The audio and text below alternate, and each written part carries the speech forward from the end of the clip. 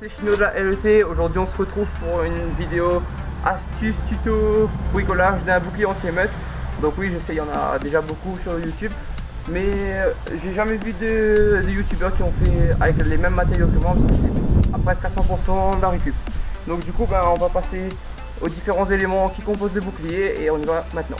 Alors la première étape, c'est de choisir le bloc qui va constituer la partie principale de votre bouclier. Donc moi j'ai pris le couvercle d'une vieille casse à jouer qui me restait dans mes souvenirs, on va dire.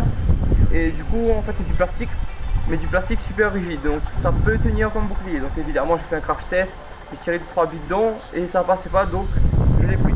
Après vous pouvez faire avec toutes sortes de matériaux, que ce soit du bois, du fer, de la tôle, du moment que après ce soit pas trop lourd pour porter et que ce soit quand même assez maniable. Donc du coup c'est pour ça que je privilégie quand même le plastique, mais du plastique rigide.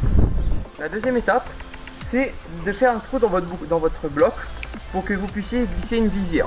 Donc alors pas besoin de la faire trop grande parce que sinon les ennemis pourront voir ce qui se passe derrière le bouclier, et ne pas la faire trop petite non plus parce que sinon vous n'y verrez rien. Donc vous voyez comme je l'ai fait, je ne l'ai pas fait trop grande. Donc vous collez l'œil s'il faut, vous aurez un angle d'environ 280 degrés et c'est largement suffisant. Donc moi je vous conseille de mettre du plexiglas dedans. Donc normalement c'est assez facile à retrouver, des petites plaques de plexiglas. Vous les fixez avec 2 vis et voilà, le tour est joué. Avant de passer à la troisième étape, donc quand vous avez dit que j'ai fait un crash test sur mon bloc, pardon, et du coup en fait j'ai remarqué que bon, ça traversait pas, mais il y avait des grosses impacts quand je tirais avec ma réplique dedans. Du coup ce que j'ai décidé de faire, c'est couper une plaque en métal et de la fixer dessus. Donc comme ça augmente la solidité, et une plaque en métal c'est pas super lourd, donc du coup c'est cool. En plus ça fait un petit air sympa, du coup c'est tout bénef.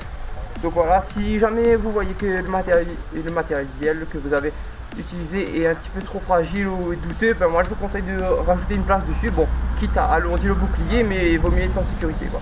Donc passons maintenant à l'étape 3, donc ça va être de fixer les attaches derrière. Donc comme vous voyez, moi j'ai pris juste une vieille ceinture que j'ai découpée, j'ai percé des trous pour y mettre des vis, et voilà, le tour est joué. Donc comme moi je suis gaucher, forcément pour vous c'est à l'envers. Du coup je vous conseille de mettre une assez serré en bas pour que vous puissiez glisser votre avant-bras, et une un peu plus lâche en haut pour que vous puissiez bien tenir comme il faut. Nous arrivons à la fin de ce tuto. Donc la dernière étape, c'est de peindre le bouclier. Donc moi j'ai pris cette peinture là, donc c'est une peinture qui rentre sur tous les types de matériaux normalement. Donc faites gaffe par contre si vous avez du plastique trop lisse, donc la peinture va pas tenir dessus. Du coup je vous conseille de peut-être poncer un peu, et pareil pour la tôle, poncer un peu comme ça la peinture reste dessus. Donc moi j'ai mis qu'une seule couche, donc je pense que je vais en rajouter une deuxième parce que c'est pas assez fin. Et du coup voilà, pas besoin de prendre une peinture trop chère non plus, il y en a dans toutes les quincailleries. Donc c'est la seule chose que j'ai vraiment acheté pour la confection de ce bouclier. Alors, je vous avais dit que c'était la dernière étape, mais pas tout à fait.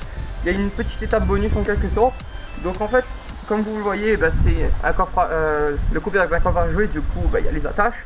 Du coup ce que j'ai fait, j'ai gardé les attaches, mais j'en ai coupé une pour que quand je tienne le bouclier, je puisse passer ma réplique de poing, ou même une réplique longue de mes camarades, qu'elle puisse passer ici et qu'ils puissent tirer en étant à couvert. Donc ça c'est un peu utile, on va dire que ça évite d'être touché inutilement.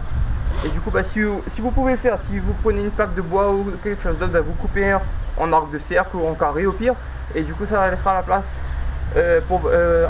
ça vous laissera la place pour mettre votre réplique. Voilà, cette vidéo est à présent terminée. Donc si vous avez aimé, un petit pouce bleu comme d'habitude, ça fait super plaisir. N'hésitez pas à partager. Si jamais vous avez quelque chose à dire, que ce soit bien ou pas bien, mettez-le dans les commentaires, c'est toujours constructif. Ensuite, si ce tuto vous a été utile, que vous avez fait vos propres boucliers, ou même si vous avez fait vos propres boucliers mais sans ce tuto, envoyez-les nous à notre page. Donc cliquez sur le bouclier pour accéder à notre page. Donc on fera, s'il y a assez d'images, on fera un album avec tous les photos des boucliers des fans qui nous ont regardé notre vidéo. Du coup moi je vous dis à plus, n'oubliez pas de liker, de partager et de vous abonner. Allez, ciao.